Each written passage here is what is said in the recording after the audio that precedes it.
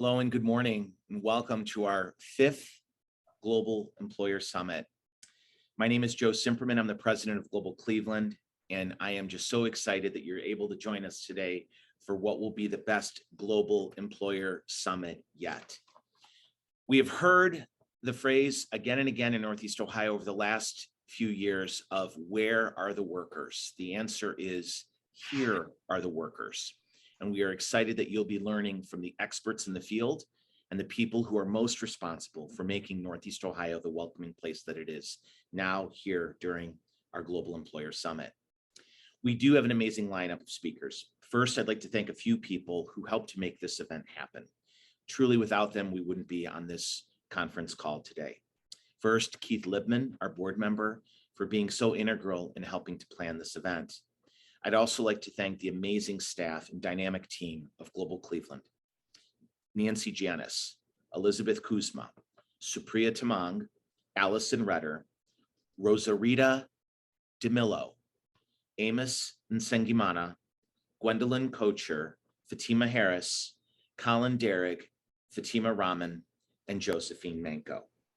I'd also like to thank our presenting sponsor, SwageLock, and along with Alpha Micron, Brown Immigration Law, Case Western Reserve University, Center for International Affairs, Cleveland State University, Greater Cleveland Partnership, Akron University College of Business, Team Neo, Jobs Ohio, and the Margaret W. Wong and Associates law firm.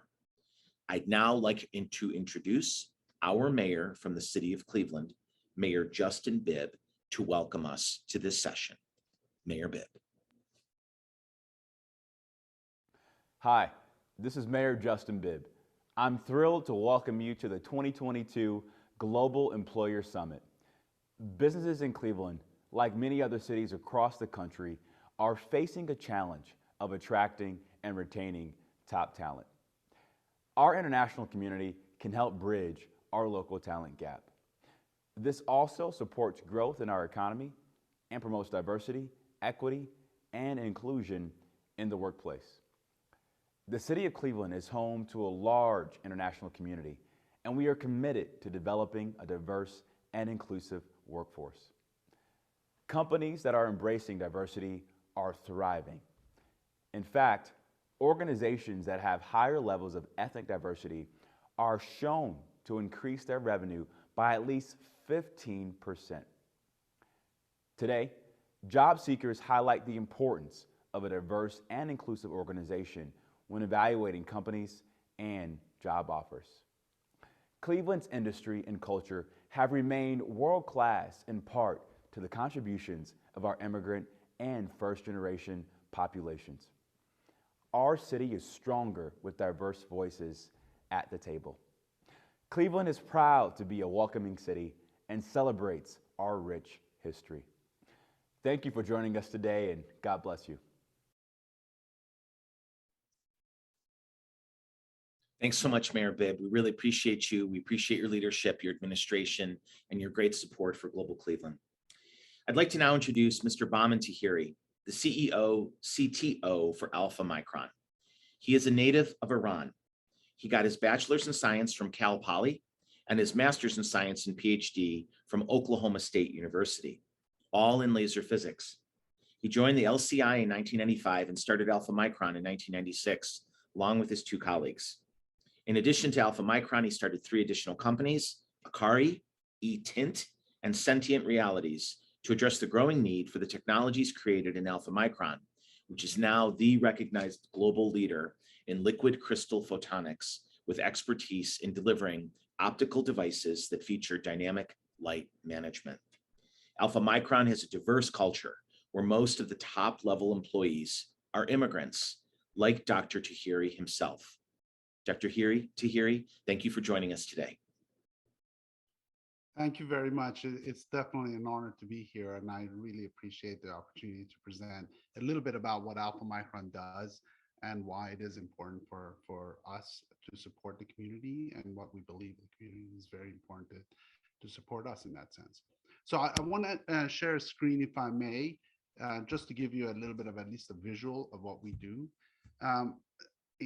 I hope everyone can see this, but basically our company, as Joe pointed out, it started in 1996. We were all faculties at the Liquid Crystal Institute, and it started with. Let me see if I can. It's not moving a little bit. There it is. So the company started with three of us.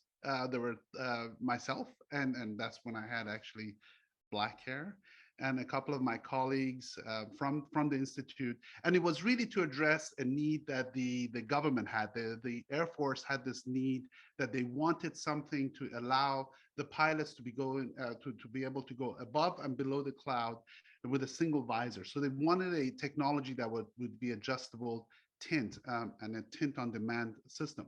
And they wanted it to be done in a company so they can actually produce a product. And the government in the United States is very, very entrepreneurial. And they really are more interested and focused on the final system. So they are happy to work with whomever can provide that capability. And they came to us and we started it. And as you can see, this is where the facility was first started. It was just a automotive garage that we took over, and we built some tables and we started to play around with some of the ideas. Alpha Micron has expanded a bit since then. It is now it sits in a 35,000 square feet facility with clean rooms, and it has a number of capabilities. It can actually make stuff in a highly clean environment, but it does also produce the parts within Ohio itself. It employs about 40 people, but these people are all highly experts that work on technologies that related to both the military as well as the consumer market. And it's the product that produces is made in USA product. We both have not just the chemistry facility, but we have electronics, we have manufacturing, we have 3D printing, and we have a full line of integration and vertically up going up. The products that we started with was for, as I said, for the government. It was a Department of Defense type of project.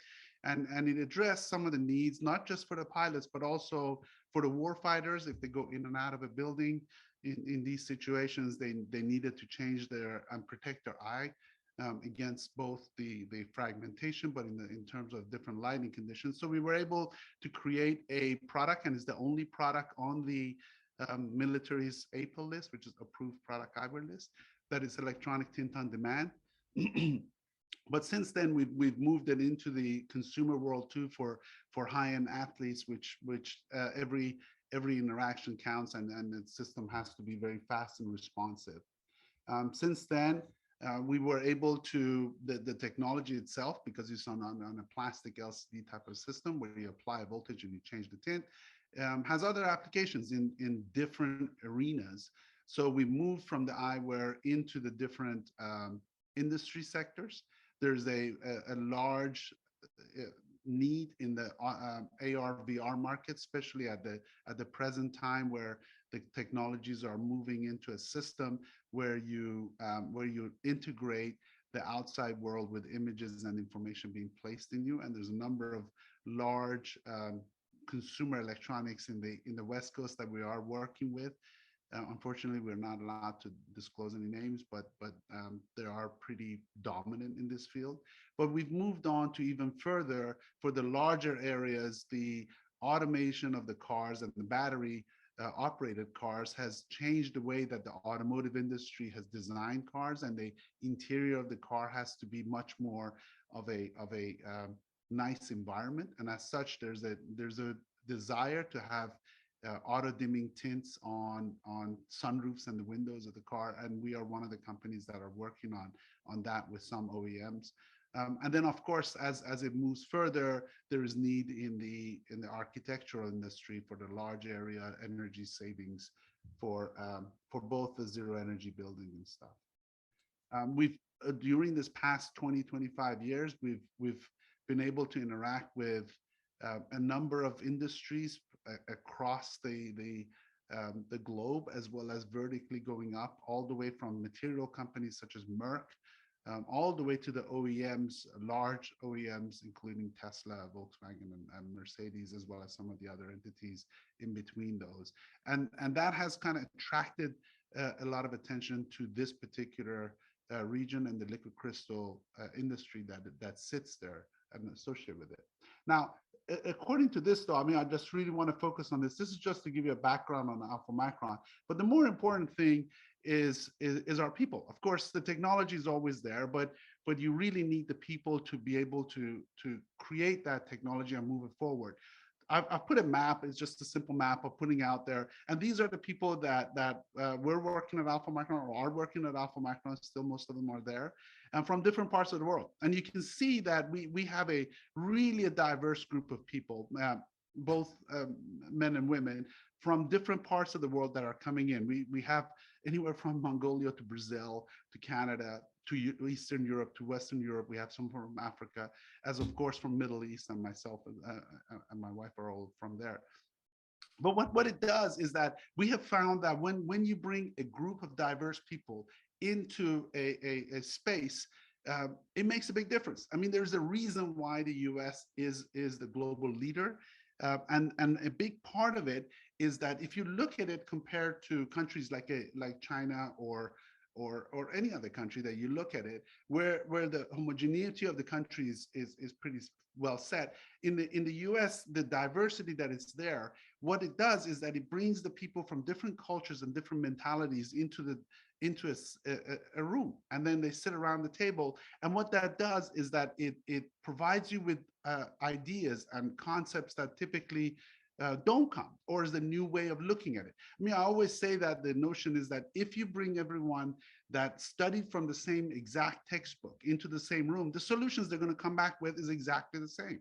But if you bring in people from different experiences and different ways of the way they've looked at it, whether it's cultural, whether it's educational, whether there's background associated with it, then you bring it in there and it allows you to come up with new novel solutions. As it stands today, Alpha Micron has become one of the leaders there in that systems, and we're interacting with a number of companies which are very large, incredibly large companies in the West Coast. And what's happened is that there's a secondary effect with being able to be inclusion and diversity. Hopefully, we would like to keep everyone here as much as we can and grow the industry as possible.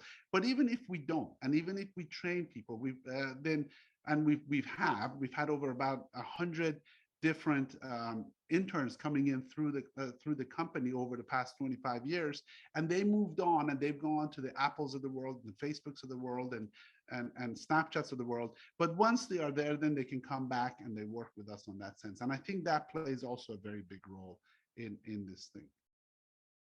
I think the time is up, so I'm just going to stop there now. Thank you so much, Bauman. We really appreciate it. We appreciate your leadership as an international leader in photonics, but also with the fact that you've employed so many newcomers as well. And thank you for being that force of greatness and commercial activity, but also being so welcoming. We really appreciate it. And thank you for joining us from the United Kingdom. When we say global, we mean it. And we know that you're a few time zones away. And so we really appreciate it. Thank you so much. Please say hello to the Queen. I'd like to now introduce our board chairman, who will be moderating a very special panel regarding workforce with Brittany Wampler and Dr. C.K. Kwai. David Fleschler is the Vice Provost for International Affairs at Case Western Reserve University in Cleveland, Ohio. In that role, he serves as the Director of the Center of International Affairs, overseeing its Office of International Student Services, Education Abroad, and the Global Strategy. The center provides university-level vision and leadership for international activities across the campus. Mr. David Fleschler works in partnership with faculty, staff, students to enhance the university's international focus while identifying and pursuing strategic partnerships with local, state, national, and international institutions. He serves as the university's chief spokesperson on international issues. He is the chairman of the board of Global Cleveland. I'd like to now introduce David Fleschler, who will introduce the panel and moderate the panel. Mr. Fleschler. Joe, thank you. Thank you very much for that kind introduction. I'm not frankly sure there's much this panel can say after Bauman talked so persuasively about why we need to have international people here.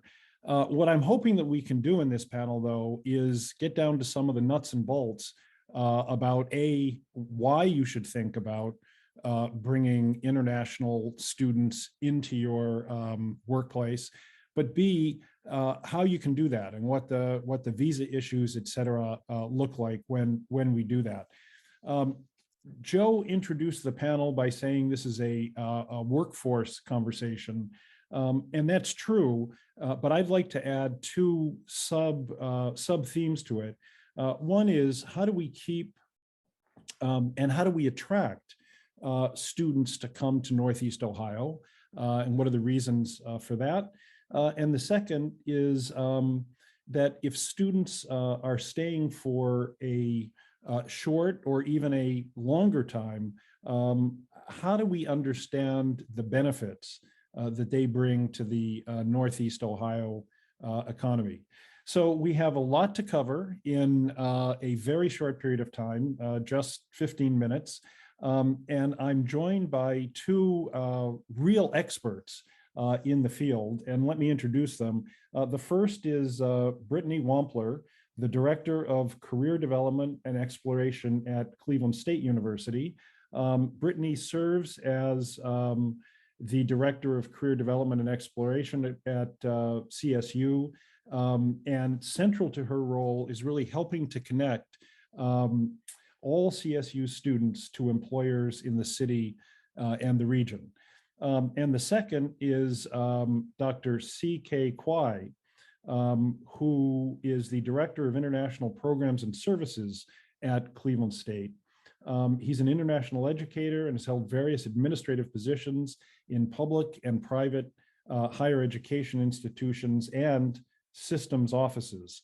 He has extensive experience in many areas of international education, international enrollment management, international student service and student and scholar services, intensive English programs, international scholarships and education abroad. We're going to particularly be calling on CK to talk about his real expertise in international student and scholar services and what that means.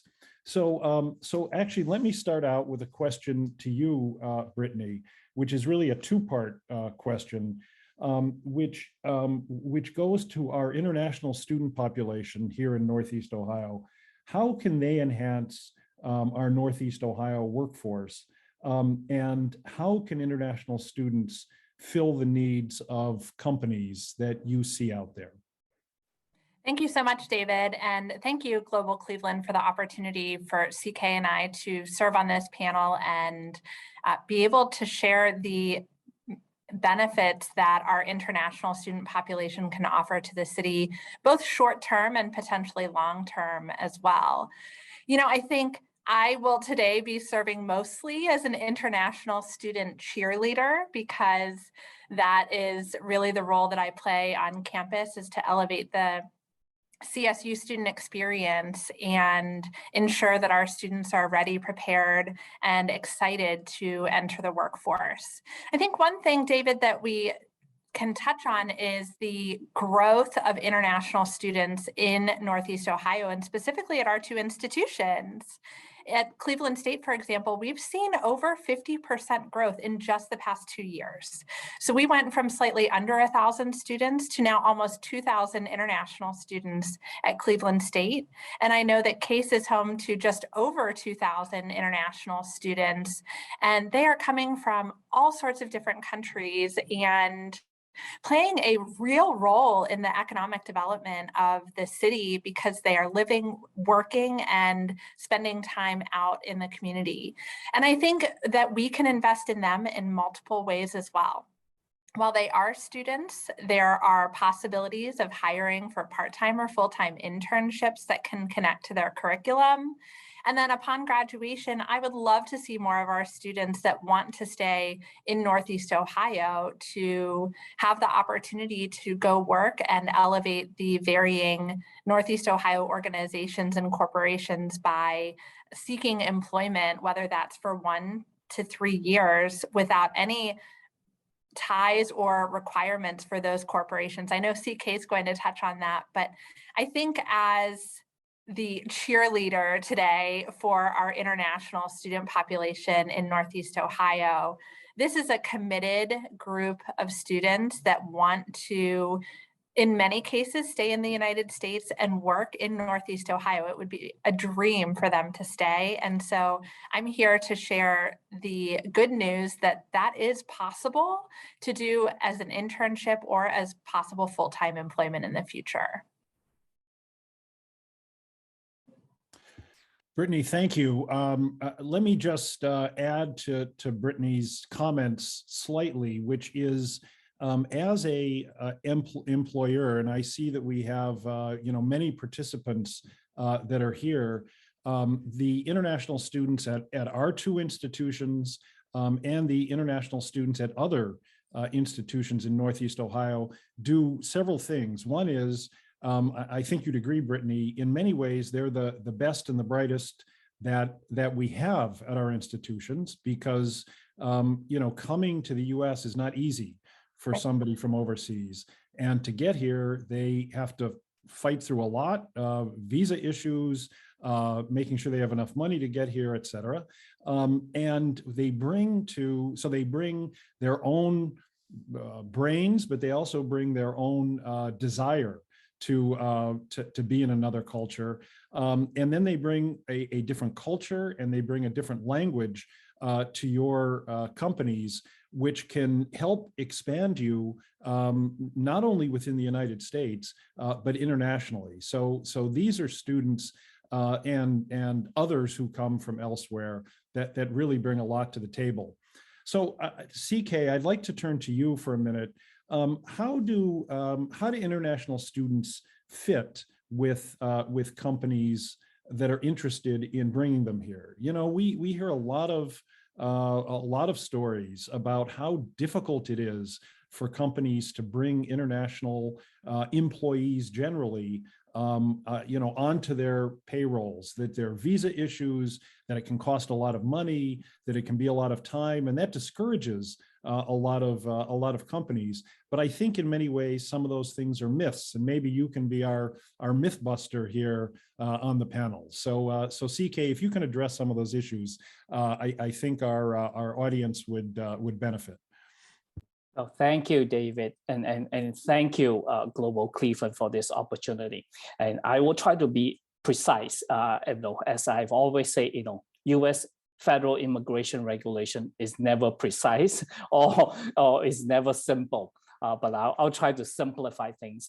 I would start with saying that there are probably 2 big categories that international students can have an experience with a local company in Cleveland.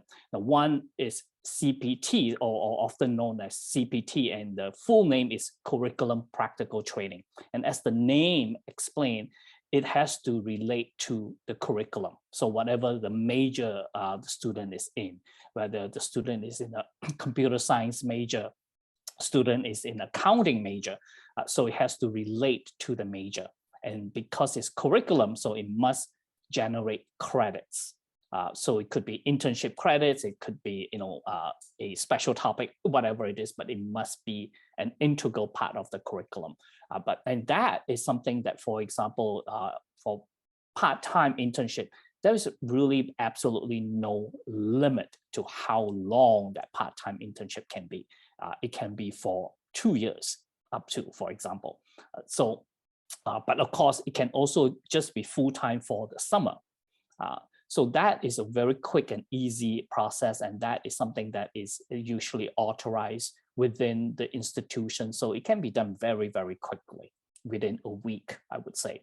Of course, then the other option is the proper name is known as post-completion optional practical training, or OPT, as most people will know it as.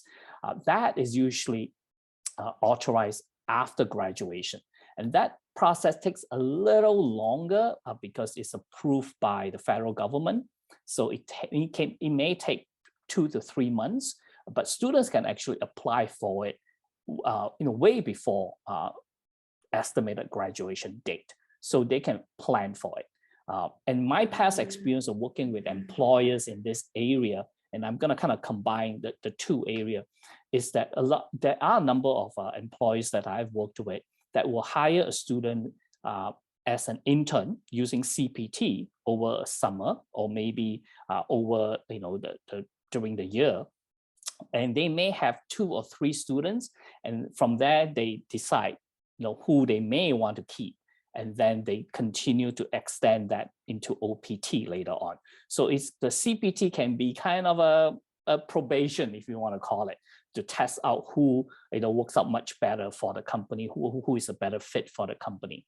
At the same time, I will also say that some of the benefit of that, it's also, especially for startup or even major companies that have plans to say venture into a particular country. I always say we cannot guarantee that we have a student or we have excellent student from that part of the world, but often we may have, and they can actually kind of explore and have somebody, because I always say if you have someone local, they can definitely provide a lot of cultural or local issues that you may not be able to get from the internet or from your own research.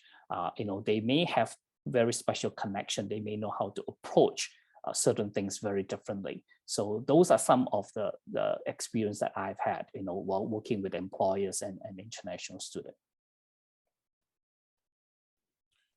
Well, CK, that's terrific. Can you just go one step further and talk about what happens during the visa process if a company wants someone to stay for a longer period of time? That also may be helpful to any employers that are here. Yep. So for the OPT is generally 1 year.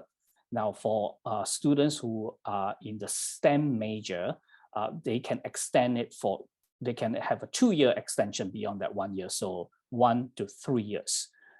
Now, and beyond that, usually the company or the employer will have to sponsor the student, and the options are H1b is the natural progression. Now, if you have Mexican or Canadian, there is another option called the TN, or the NAFTA visa option, and that is an option now. Or if you have an Australian, there is an E3 visa option. So there are definitely options out there that you can explore. And now that I will always say that, I can provide some basic information, but I'm not an immigration attorney. So I'm not going to go into a lot of details in terms of what is required to get into those visa or work visa option. But definitely there are options available out there beyond the CPT and OPT. So CK, thank you very much for that. I know it was a quick time to try to describe so much that goes into the whole visa process. Unfortunately, we are almost out of time. This is a session that really could go on for much longer. I would say 2 things to our audience. One is that in advance, we sent out some information about the visa situation so that people could have it on paper. If for some reason you didn't get that, please send an email or text to Global Cleveland and we'll get it out to you. The second is, if you have more questions about either of these areas, please let us at Global Cleveland know, and we will put you in touch with the right people as we move forward. I would just end this session by saying 2 things. One, if anyone picked up their plain dealer this morning, you saw that the county council is considering funding for a number of workforce development projects. One of those is a project to create internships between or among Cleveland State, Case Western Reserve, and the Greater Cleveland Partnership. And one of the areas of real emphasis in these partnerships is with international students, so that they can be able to stay in Cleveland. So, and this is my last comment, which is we are really looking at trying to make sure that the culture in our community is one that welcomes international students and other international people. And the more that we can talk to companies about the advantage of the economic advantage of international students and other international persons, immigrants, refugees, et cetera, the more we're going to be able to benefit in many, many ways for our community. So with that, Brittany, thank you. CK, thank you. I'm sorry this was so short, but I think you did a lot here. So we appreciate it. Joe, back to you. Thank you so much, David Fleschler. Thank you for your great moderation. Thank you to Brittany Wampler, Director of Career and Development Exploration at Cleveland State University. Thank you, Dr. CK Kwai, Director for International Programs and Services at Cleveland State University, for that great conversation. I'd like to now introduce Mr. Kevin Smith, the Senior Director for Executive Education, Strategic Engagement in the Office of the Dean at the College of Business at the University of Akron. In his work, Kevin leads a staff to partner with for-profit and nonprofit organizations, individuals, international and domestic groups, to provide business education, organizational improvement, skill development trainings, programs for non-degree seeking professionals. Kevin specializes in strategy, operations management, innovation, design thinking, and intrapreneurship, and revenue generating activities. Additionally, he oversees the business faculty who lead the college's 7 centers and institutes, which include global and international business, entrepreneurship, professional selling, data analytics, leadership, professional development, financial wellness, marketing, analytics, and direct marketing. Kevin's also a member of the Global Cleveland Board, and he's someone who does a lot of great things for our international community, like bringing over 600 people from Brazil to Northeast Ohio in 2022. Mr. Kevin Smith.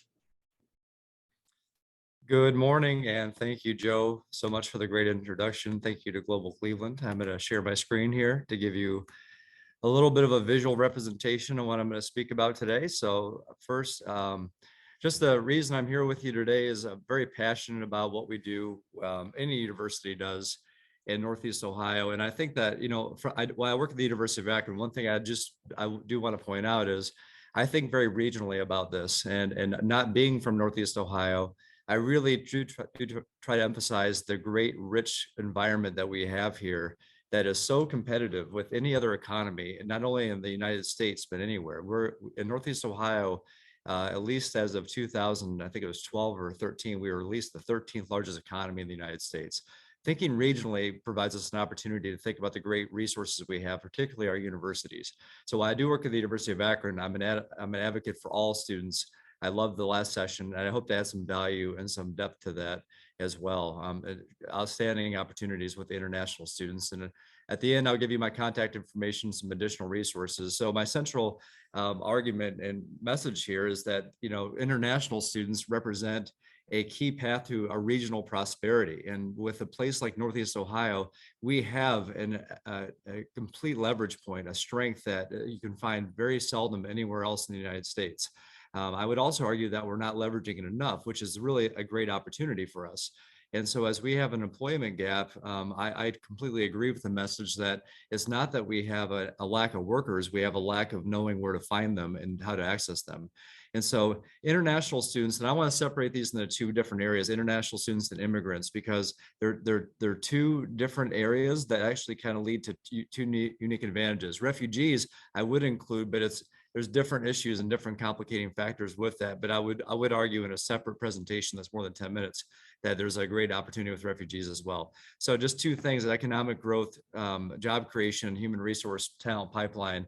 And also, as we talk about growing our populations, This is our universities are single source opportunities to grow your population in any city. You can do it faster through a university. And with Northeast Ohio having over 16 different colleges and universities, there's really no reason why we can't, especially when college enrollment has declined nationally at a tune of about 14 to 15%. And that has been very true for Northeast Ohio as well.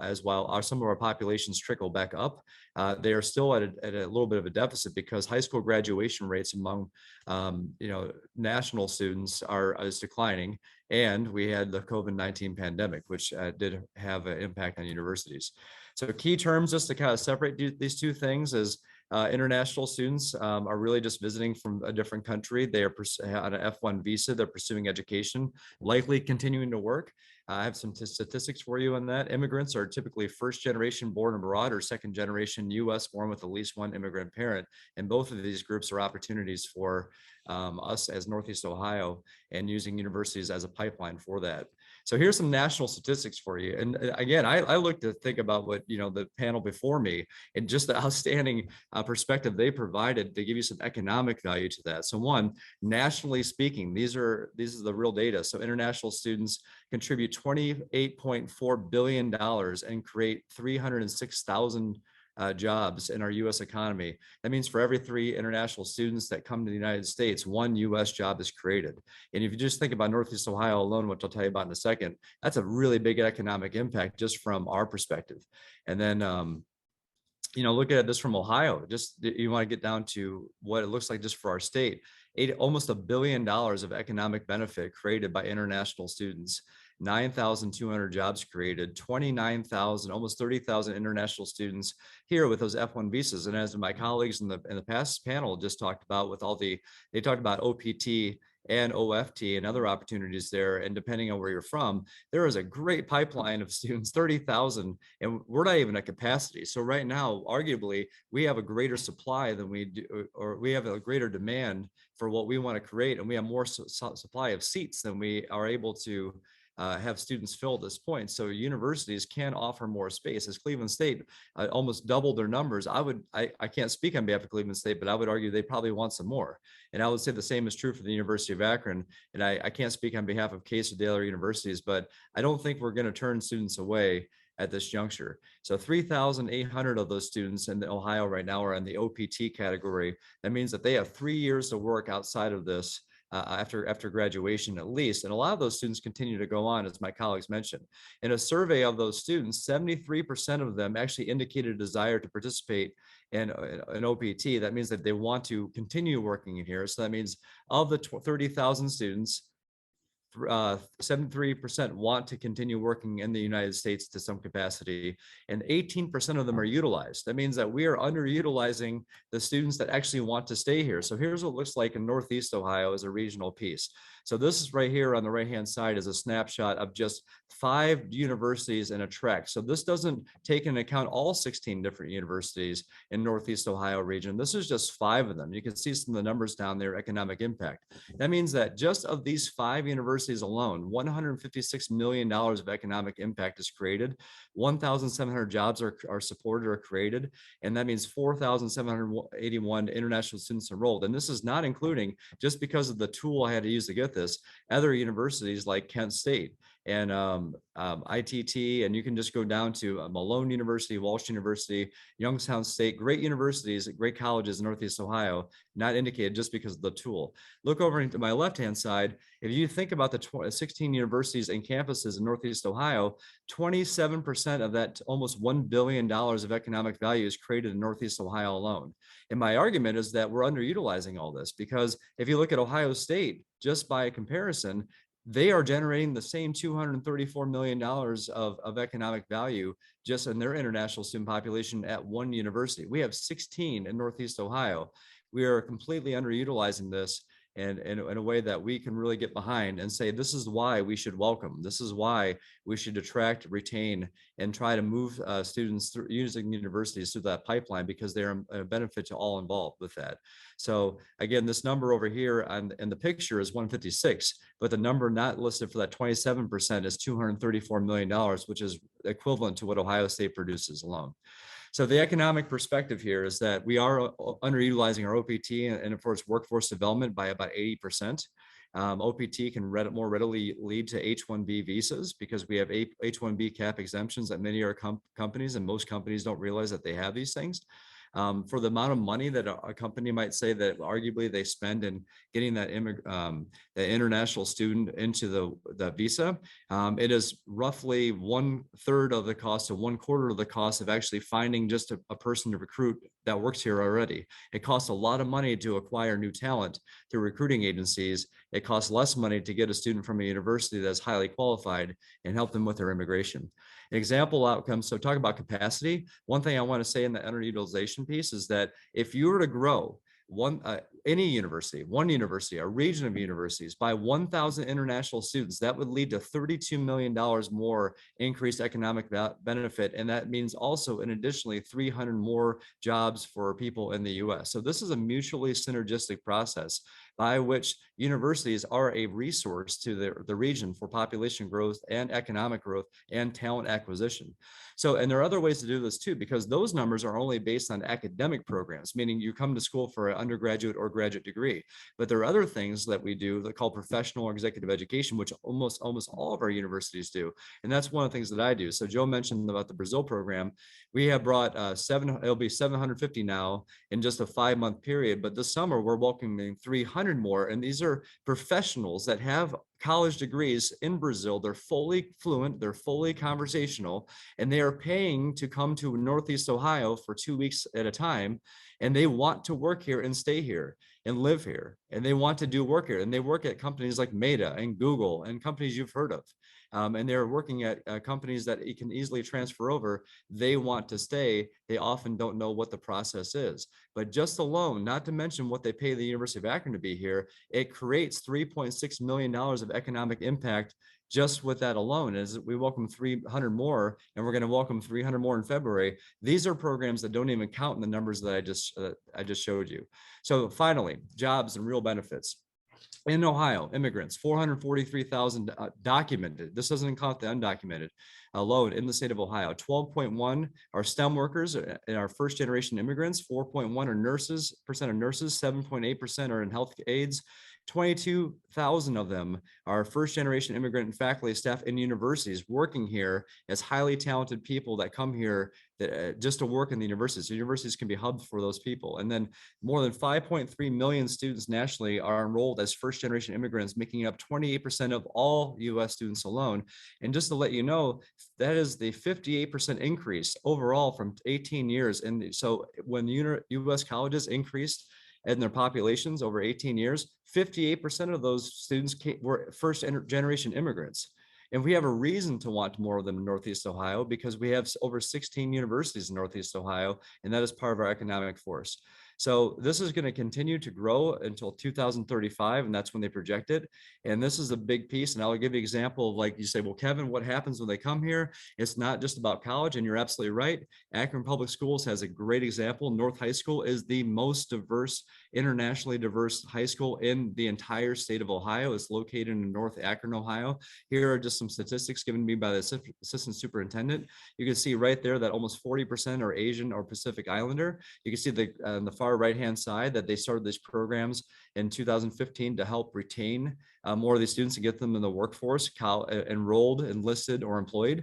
And you can see that just the attendance rates have gone up in 5 years. And many of these students are coming to Northeast Ohio universities. They're so academically prepared. They're so hardworking. They're ready, and they're not looking to leave the state. They're looking to go right here in Northeast Ohio. And we talk about brain drain. They don't want to drain. They want to stay here because they see that we have a great resource for them in here. So I just want to say that much, they can work here. So thank you. This was really great. And you just, we had a question that came up, and we're going to be asking all of our fantastic panelists to share their slides as well, because this is just really super. And we really appreciate your time and your leadership, not only on our board, but in Akron. And thank you so much. Thank you. Thank you. I would like to take this time and remind everyone this is being recorded. You can go back and listen to it as well as see the slides. So thank you. Our next panel is from two leaders in our refugee resettlement community, friends of all of us, friends of international newcomers, certainly friends of the workforce fields. Darren Hamm is the Field Office Director of the United States Committee on Refugees and Immigrants. For more than 15 years, Darren has worked as volunteer, intern, staff, manager, director in the nonprofit sector, improving operations, building nationally recognized programs, securing highly competitive awards, maintaining quality during periods of significant organizational growth and strain. Much of his work is involved developing collaborative partnerships, seeking innovative ways to address systematic issues. He's earned a Bachelor of Arts in Painting and Drawing from Kent State University and a Master's of Nonprofit Management from Case Western Reserve University. Our next speaker today on the panel I'll be moderating is Elaine Soh, the CEO of Asia Inc. In her role as the CEO, she's responsible for leading the largest health and social service agency in the state of Ohio, focused on addressing the needs of Asian Americans and Pacific Islanders, AAPIs, immigrants and refugees. Asia's mission is to empower and advocate AAPIs so they have access to quality, culturally, linguistically appropriate information, health, and social services. We are very fortunate today to be joined by both Darren and Elaine, friends of Global Cleveland, friends of foreign-born citizens. Question for you first, Elaine. Recruiting workers has been a challenge across the entire nation now for several years. As we know, recruiting a newcomer who's recently arrived in the United States requires different methods than one would say a person who was born here seeks. What methods of recruitment have you seen to be successful in the newcomer community? And how do you think the onboarding process is different when you hire a person who is foreign born versus someone in the United States? First, Elaine. Thank you so much, Joe and Global Cleveland, for inviting me and Darren and all the other amazing speakers to this summit. So to answer your question, there definitely needs to be a tailored approach. There isn't a one size fits all, but I will tell you from our interactions with the newly arrived community and hearing from them about what they feel is a welcoming environment from an employer. It's really important for the newly arrived community to see other faces that resemble theirs. It's really important for employers to take into consideration that a newly arrived person might not have a vehicle of their own, so they need transportation access. And it's also important for language access to be available in case there might be some terminology or particular topics that require interpretation. Thank you so much. Any insight on that, Darren, with regard to recruiting workers and the onboarding process? Elaine talked about language differences. We also know that sometimes, references, not having an established network here can be a challenge, as well as just the incredible complex world of visa. Darren? Yeah, I appreciate it. Thanks, Joe, for having us here and allowing us the opportunity to present on behalf of some wonderful people coming to our region. I completely echo Elaine's comment about the one size fits all.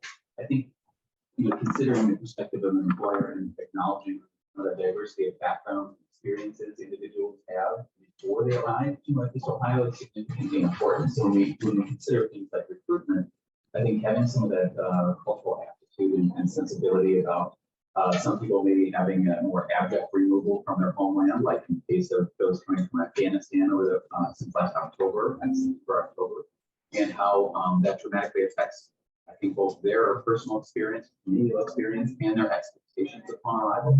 And then those who live in transitional or camp style environments as refugees that could exceed 10 to 12 years. So thinking about kind of how that shapes their understanding of what it will be to be in a new place, in a new economy, in a new workforce, I think are really critical. What we see on the ground is the things most helpful are those things that demystify the process and the experience that is going to happen in the workplace. So when employers are looking to recruit, they're considerate about the face time they afford, allowing things like site visits, maybe job fairs. I think that finding people in group environments where they're like others, I think Elaine points that of seeing people that are like them. So group interviews have been very successful, and direct contact through our case management team with the employers to help, I think, build us up to that point whereby there's the first interactions have been very helpful. So that's generally, I think, the best thing that can be done at the front end when we're thinking about bigger, broader strategies. Thank you so much, Darren. Let me follow up with something. You know, we know often that employers understand and implement best practices. In order to do that, that they have to build trust within the international communities, right? And for some of these employers, this may be a first time or, you know, a first effort to see how they would engage some of the communities that you serve at USCRI. We know that this will result in a more diverse workforce where employees are retained and empowered. How would you suggest they do that? So if there's a manufacturing person now who's in Midtown, who's short workers, has a great job, great benefits, wonderful company culture, they have a company picnic every year at Cedar Point. How do we talk to your worker, the people that you serve, Darren, that would make them interested in something like this, that this could be a good fit for them and a way that they could achieve an income that would allow them to live the quality of life they deserve? Yeah, that's a great question. I think the best employers and those we find our strongest partners are those that are accommodating, flexible, patient. You know, if those are the characteristics we're looking to ascribe to partners. I think having things like prior experience is absolutely a plus. So if you think of a newcomer employer joining a newcomer community, building things like some sensitivity around cultural patterns, you know, being culturally sensitive to those newcoming communities and understanding, I think, the things that they have require when they arrive, whether that be day one or in the onboarding process.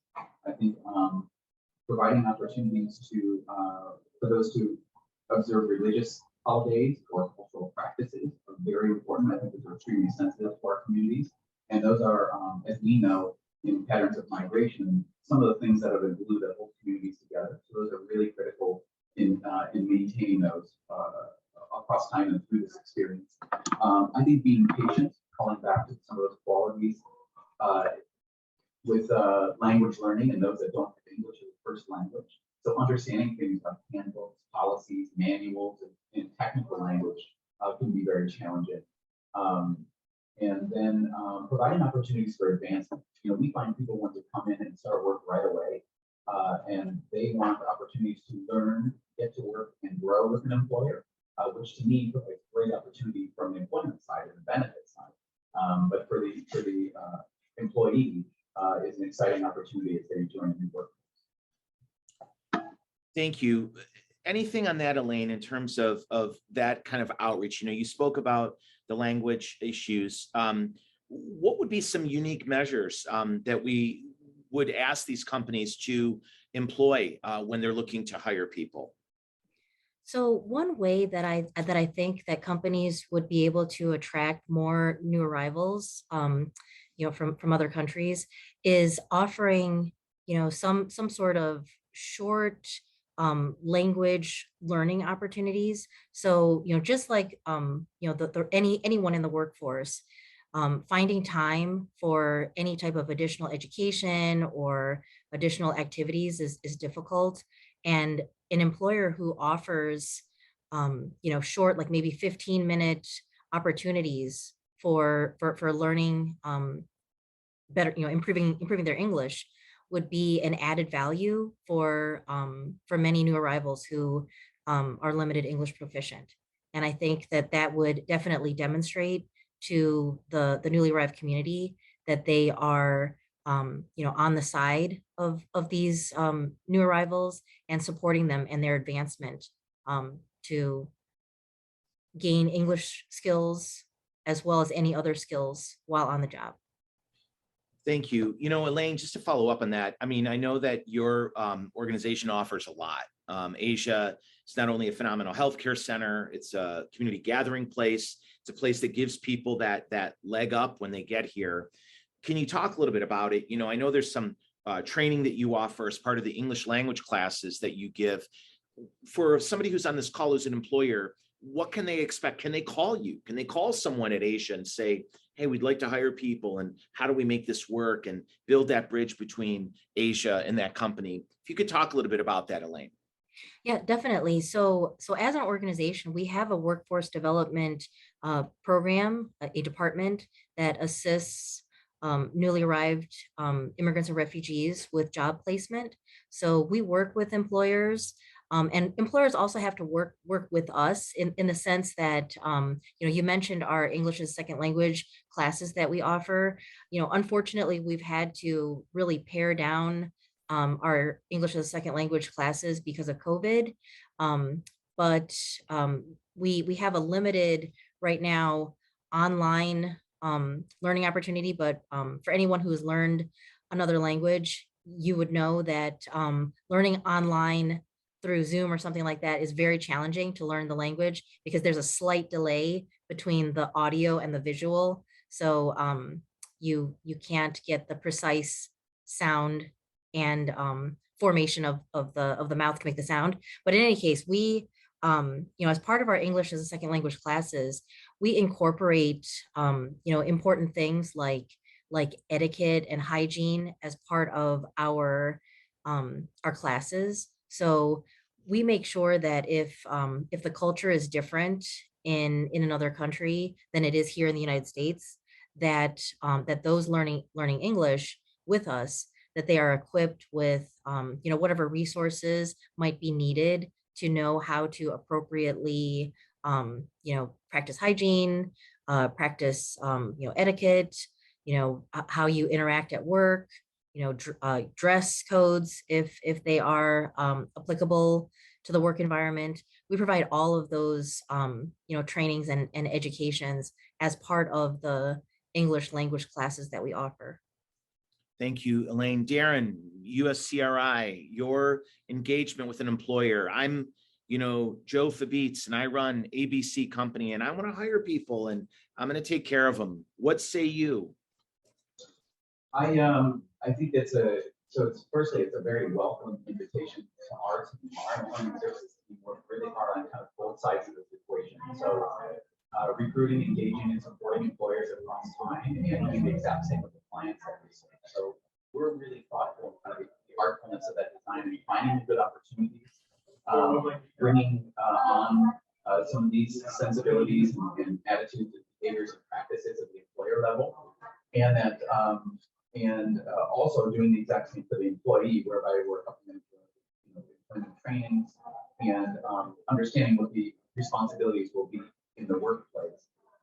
Much of our team too considers that kind of a matchmaking opportunity. So we're seeing these opportunities presented to us, and we're seeing the skill base that we have from the clients that are coming in, and finding ways in which to provide some initial matching, and then also move forward into ongoing support, at least in those first 2 months, whereby we're providing acting as kind of a cultural ambassador and liaison, making sure that they are committed, employees are committed to the job, and employers are accommodating for the diversity of need that comes across for a newcoming community. Thank you so much, Darren Hamm from USCRI, United States Committee on Refugees and Immigrants. Thank you so much, Elaine Soh from Asia, Ohio. True champions.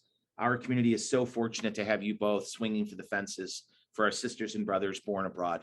And I know you're both wonderfully accessible. And I know your emails are on your websites, and we'll be sharing those as well with employers and other prospective opportunities as well. So thank you so much for your incredible participation today in the Global Employer Summit. Thanks, Joe. Thank you. Our next speaker, thank you. Our next speaker, hailing all the way from California, the Golden State, Tamina Watson, attorney at Watson Immigration Law, an experienced and passionate immigration lawyer with a focus on employment-based, family-based, investor immigration law. She founded Watson Immigration Law. She specifically enjoys working with investors, entrepreneurs, and startup companies. We are so fortunate to welcome Tamina Watson to speak today to the Global Employer Summit. Thank you, Tamina.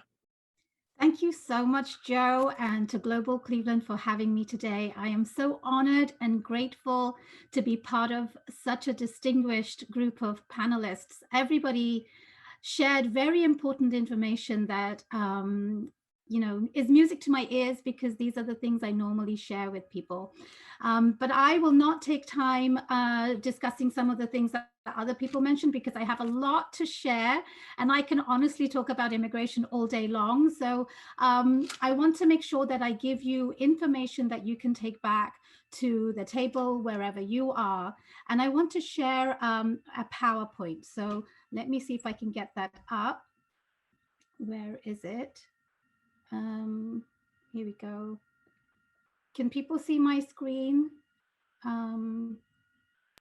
If somebody could say something, I don't know. I cannot see your screen. Rosarita, Allison, can you see the screen? Okay, I think I've got it here. Okay. Can you see it now? Now you have started screen sharing. Thank you, Tamina. Okay, wonderful. Well, I am going to talk about work visas, and I'm going to be picking up from where CK left it with OPT and CPTs. Normally, when students, international students, come to the US, they will utilize the optional practical training and or the curriculum practical training. And then they will eventually go to an immigration lawyer like myself, where we pick up the immigration journey for them. But before I talk about a little of all of the visa categories, I want to share a little bit about why why I'm here, and some of the sources that you can take away from my conversation here. So first of all, Business Insider recently named my firm as one of the top tech startup law firms in America, because since 2008 and 9, I have been working very closely with startups, which really led to a lot of the writing and thought pieces I share on this particular issue.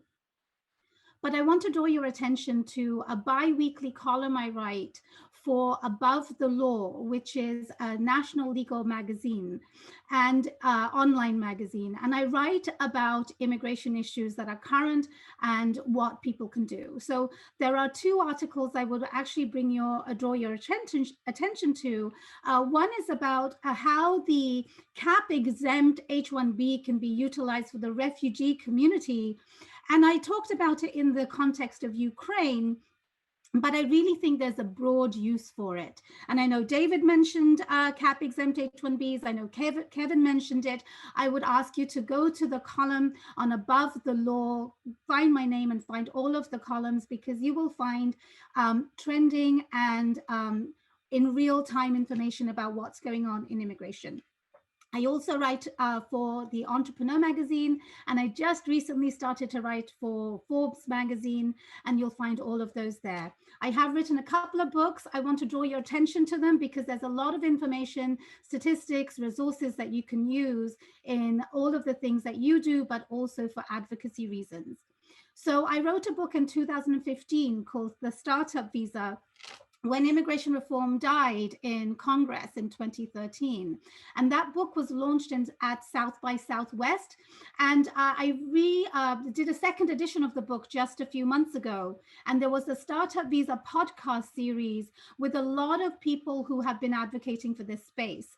And so I'll draw your attention to that. That is on my podcast called Tamina Talks Immigration.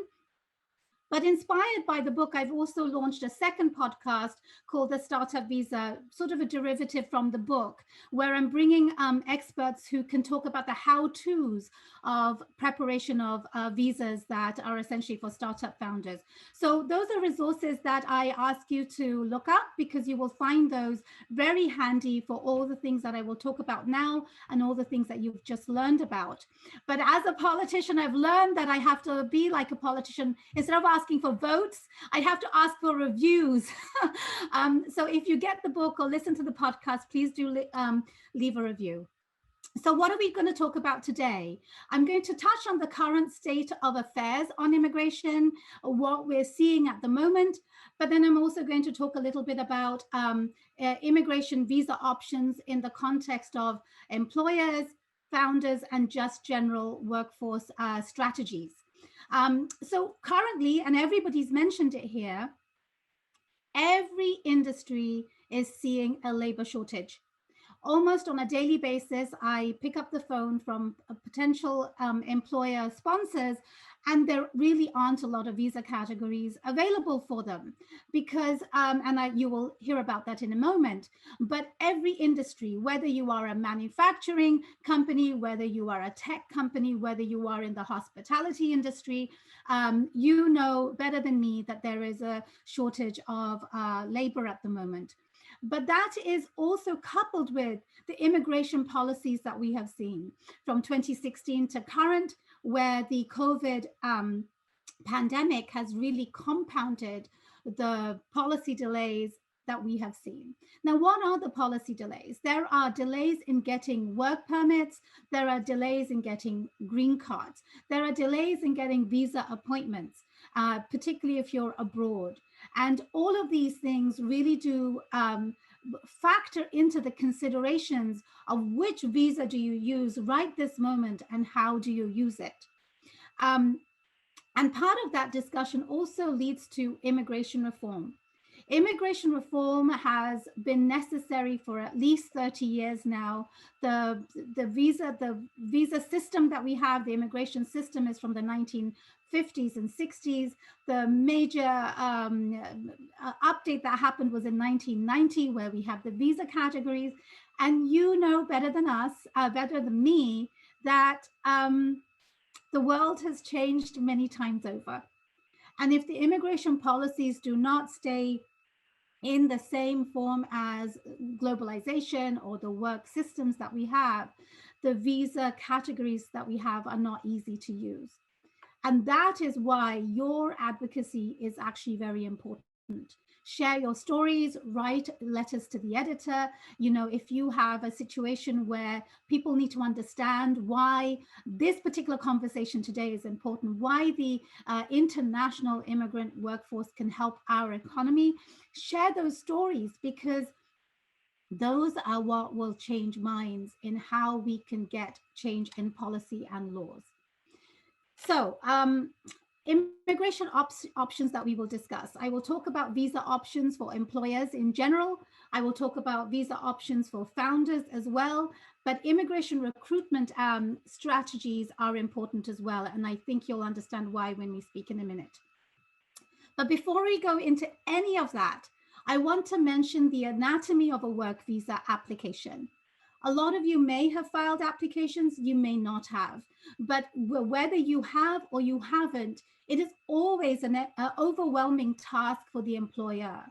Without an employer, you cannot actually file a visa application.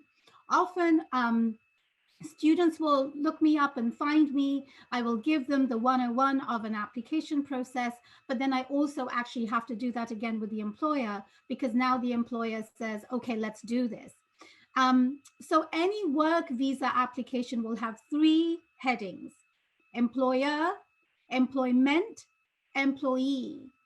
The employer part is really describing who you are as a business. Whether you are a non-profit or a for-profit company, your documentation to actually prove that you are an active and operating entity is very important. A little synopsis of who you are, where you're located, what kind of company you are, what your revenue or your budget is, and how many employees you have.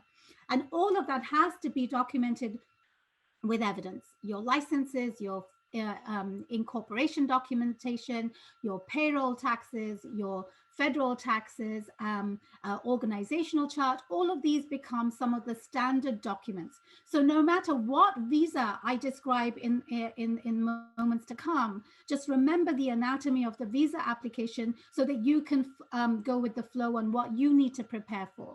Now, the employment is really what the crux of that visa is.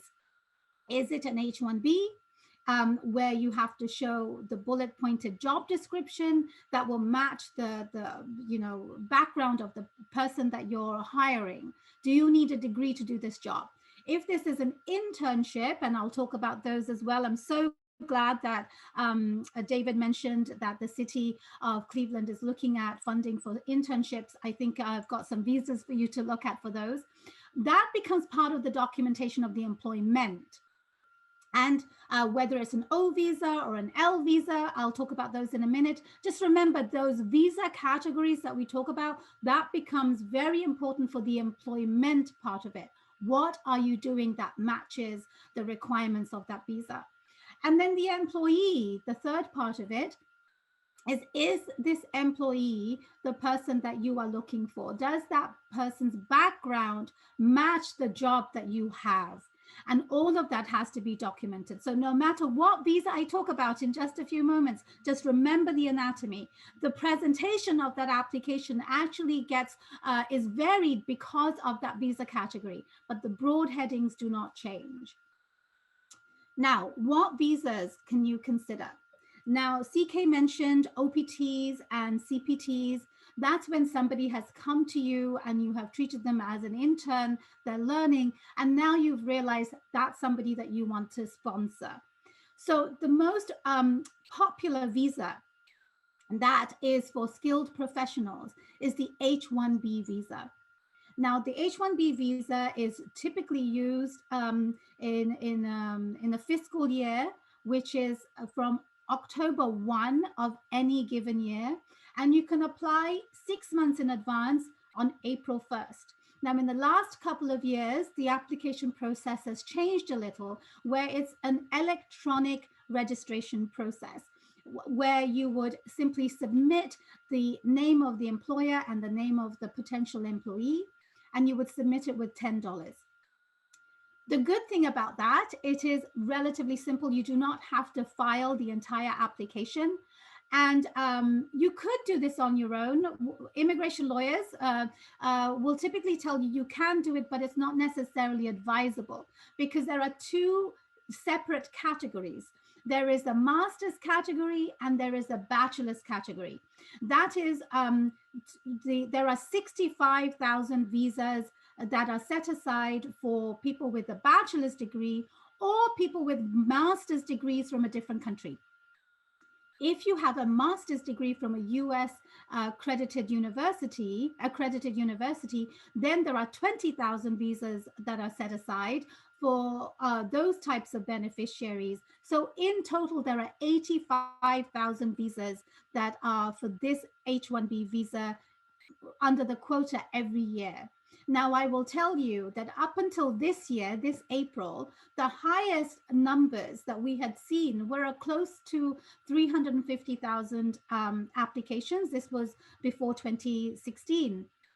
This is the first year where we have seen record numbers of applications that were filed. There were almost 500,000 applications that were filed, 483,000. Now, if you think about those numbers, there are only 85,000 visas that are available, and your chances of being selected are now very, very slim. So what is very important, and I think David and Kevin mentioned, is that there is CAP exempt H1Bs. And I think it's very important for all of you here to understand that difference. What is the difference between the CAP subject and the CAP exempt H1B? The CAP exempt H1B is specifically for government research organizations, non-profit organizations, but not just non-profit. You have to have a relationship with a higher education institution. Or you can be an organization that is got work that is happening at a university location.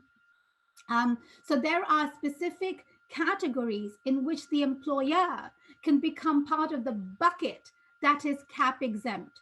Now, the benefit of the CAP exempt H1B is you can file any time in the year, and there are generally no caps to it. So if you can fulfill the requirement of CAP exempt employer requirements, this is something that is going to become more and more important from this year onwards. Because if there are 500,000 applications every year, your success rate of getting in the lottery is going to become slimmer and slimmer. So very important to recognize that. So before I talk about some of the others, I want to mention what is important about the H1B. The H1B is for a total of 6 years. You get 3 years at a time on the H1B. And for the CAP subject H1B, CAP subject, meaning that you have now been in the lottery and you have been selected in the lottery, you do not need to be in the lottery again for 6 years. So you can be part of the lottery for company A, and that particular employee can actually go to company B without going in the lottery. And when you go to company B, you can actually start working with company B without an approval even. It's called porting. And so as long as a non-frivolous application, meaning an application that is viable, has been filed with USCIS, that person can go from company A to company B very seamlessly and start working. They can't work if the application is not approved ultimately, but they can work while that is pending. And that is a huge benefit for a lot of people who, employers actually, who don't want to be in the lottery anymore and want to find people who can work for them. So if you are an employer who is actually ready to recruit an H1b person, and you have found somebody who already has an H1b, you can actually take them on right away. And, you know, I can talk about this for a long time. I just want to give you the snapshot of the things that you need to know about. Now, the requirements are that you are an employer doing active and operating, you know, business that I mentioned earlier. I won't dive into that too much. But the country of citizenship is not important in the H1b necessarily.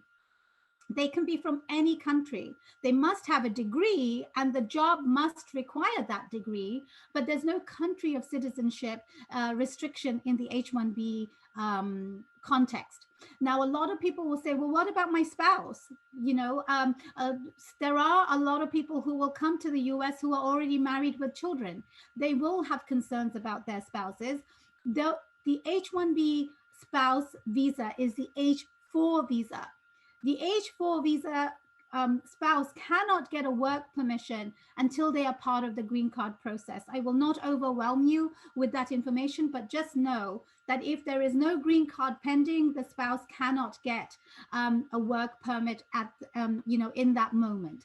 But there is a path to a green card if the employer sponsors for a green card. That's a much longer conversation for another time, but I do want you to know there are paths to green cards for people on an H1b. I'm going to move on to the H1b1. The H1b1 is also something that needs a degree and the employee must have a degree. And for this one, the country of citizenship is important because this is for citizens of Singapore and Chile only. And I'm going to talk about recruitment strategies in a moment, but keep that in mind. Singapore and Chile, they can get H1Bs any time of the year generally. And again, if you have a specialty occupation, that's the term for needing a degree and having that job available, that's something to look at. Now, O1 visas are generally dubbed as the genius visa. It's essentially the extraordinary ability visa. That is for somebody who has reached the top echelon of their profession, but honestly, you don't have to.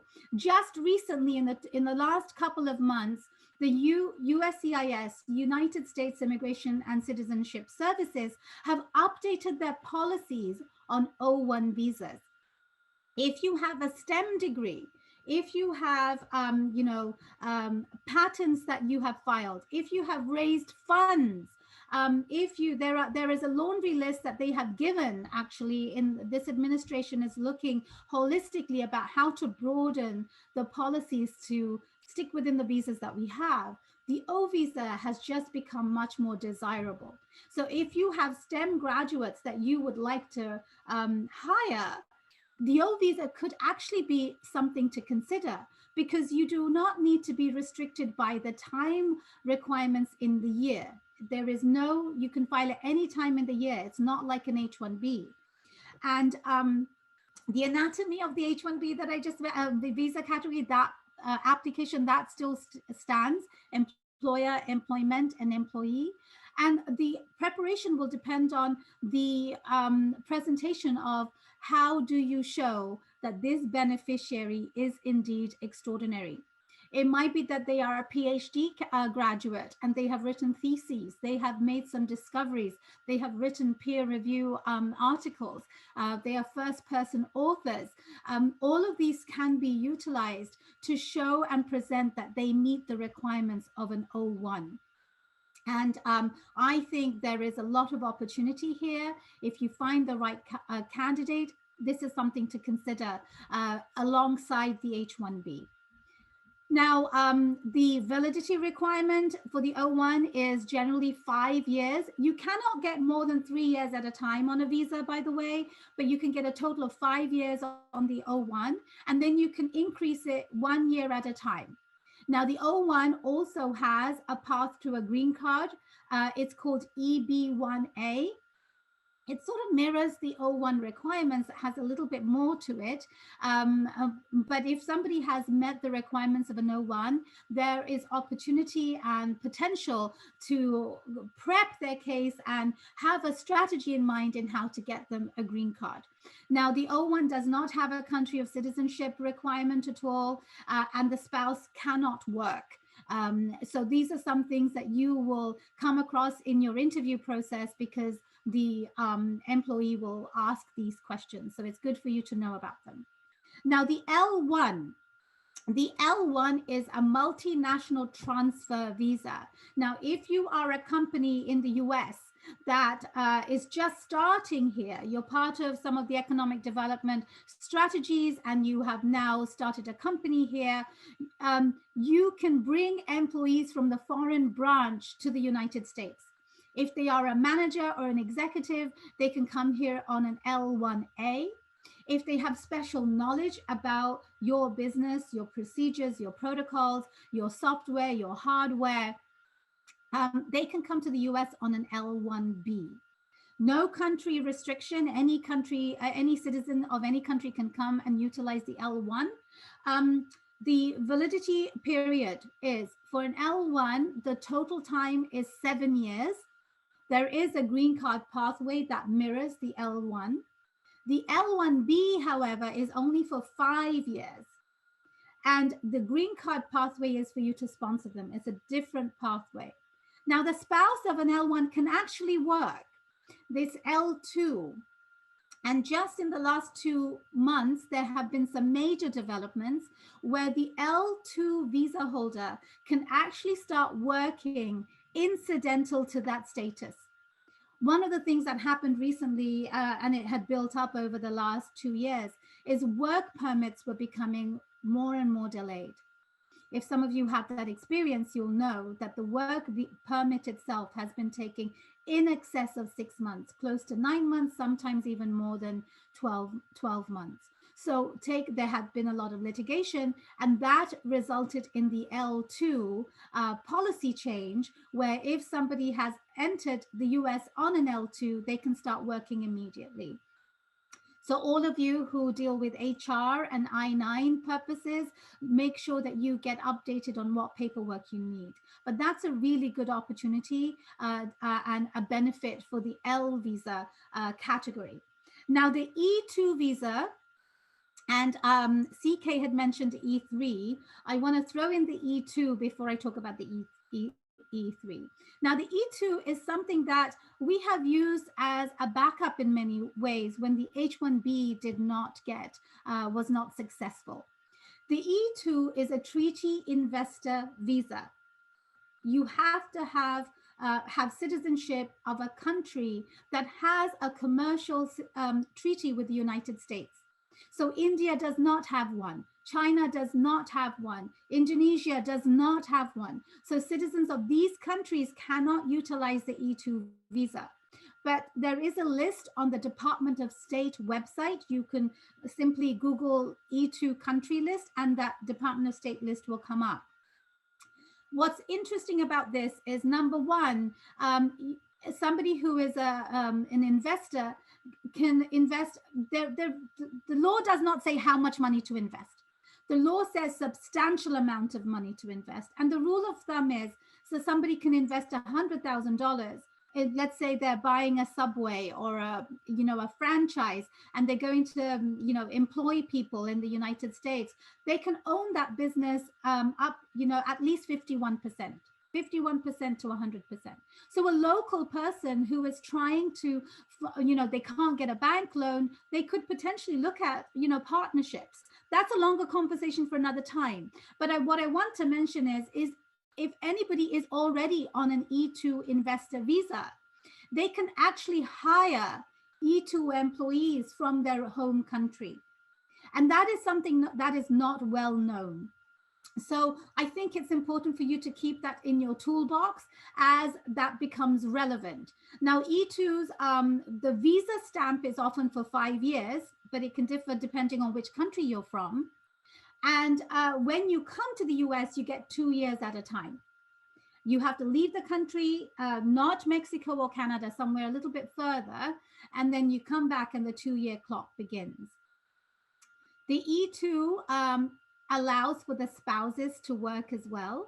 So when the L2 policies were updated, the E2s were also beneficiaries of that, which means that when an E2 spouse enters the US, they can also work.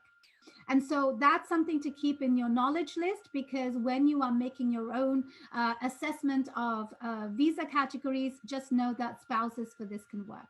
Now, the E2 does not have a nice pathway to a green card like the L or the O, but the E2 can have self-employed green card paths such as national interest waiver or an extraordinary ability visa if they have raised funds, if they're creating a lot of jobs. Every case is different. You have to make a case-by-case assessment, but that's something to keep in the bucket list. Now, I'm so happy that CK mentioned E3 and TN. The E3 is specifically for people who are citizens of Australia. The validity period is 2 years at a time again. However, you can renew it as many times in the year, as you need. And the requirements are similar to an H1b. You must have a degree and the job must require that degree. So going back to the anatomy of a visa petition, employment, employee, degree, and the degree has to match. So I, as a lawyer, cannot apply for a software engineer's job, for example. The E3 has also had some policy updates recently. In the past, you could not get it in the US in an expedited manner. You could not file it with premium processing. You would have to go to the embassy in Australia to get that visa, or a third country embassy to get that visa. COVID really challenged that situation because you simply couldn't leave the country. And even if you could leave the country, you couldn't get an appointment at the embassy. So the policy update in stateside was that premium processing has been allowed for E3s. So if you have an international student who is from Australia, you can file this E3 application anytime in the year, and you can file with premium processing, meaning they could start working for your company within about 2 weeks if it's approved. So E3 is a great visa to look at, and I'm going to tell you a story a little later on about the E3 benefits. The TN is also a fantastic visa. It is for people from Mexico and Canada. It is part of the NAFTA treaty that CK had mentioned earlier, and it is again for a professional degree, professional job. Now, there is a treaty list. The treaty list basically says what jobs can work for this. So engineers, architects, lawyers, teachers. But teachers cannot be for, there are categories of teachers. You could be a university teacher, but not necessarily an elementary school teacher. But there are a couple of jobs in which you don't need a degree. There is a management consultant job, and there are technicians. These two become very complicated TN visas. However, they can be lifesavers for employers who need specific skills, but don't necessarily need a degree. And I'm just mentioning those so you have that in your toolbox. But just remember that these are important visa categories for you to know. And as you have a job opening, you want to look at what are the requirements of that job opening. And if you find an employee, what kind of background does that employee have, to see if there is a nexus and a match. I can't really see the chat. I will make sure that there is time for questions, unless somebody wants to ask something right now. I'm going to keep going. No, thank you so much, Tamina. We really appreciate it. This has been really amazingly helpful, and thank you.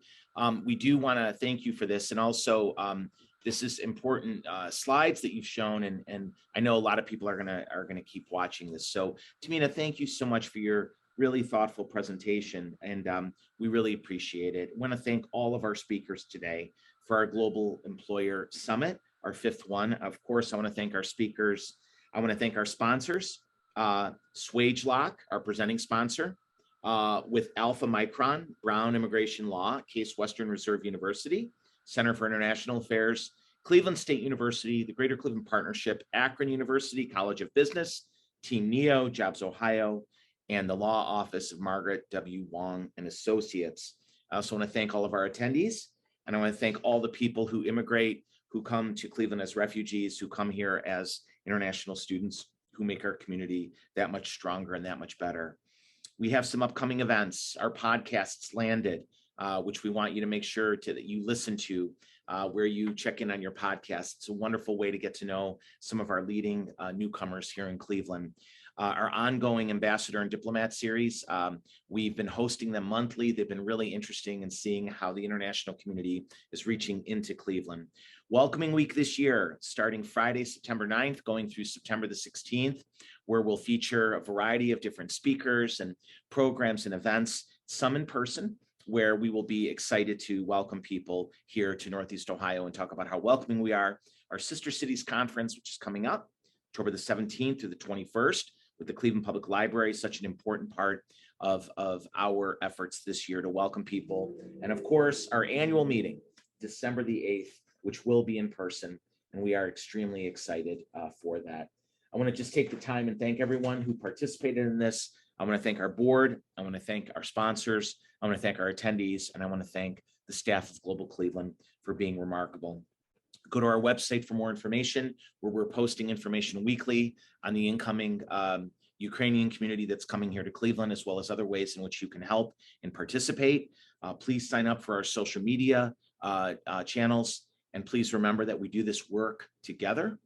We strengthen our city by welcoming our world. Our Global Employer Summit session for 2022 is now concluded. Thank you. Thank you all very much. Have a great day and a wonderful rest of the week.